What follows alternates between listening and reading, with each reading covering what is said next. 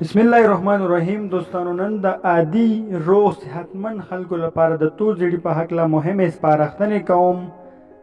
د دې لپاره چې په هیپاټایټس یا تور زیړي اخته نشئ نو دغه ټکو ته پاملرنه وکړئ.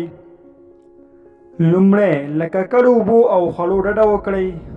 دوهم حفظ الصحي ته پاملرنه وکړئ. دریم بې ځایه وینه مه ترلاسه کوئ او په ډاډمنو ځایونو کې وینه واخلئ. څلورم نشه پرېږدئ او له ګډو استعمال شوي ستنو یا سرنجونو استفاده مه کوئ. پنځم په هغه مرکزونو کې چې ډاډمن نه دي د خال لګولو په شان کارونه مه کوئ یا قطعا خالونه مه لګوئ. دوستانو دغه سپارښتنې دي، باید پاملرنه ورته وکړئ تر څو د زیړي څخه محفوظ پاتې شئ. دوستانو هیله ده زموږ چینل سبسکرایب کړئ، پیج فالو کړئ، ویډیو شیر کړئ تر څو ټول خلک ترې خبر شي. الله مو مل شه.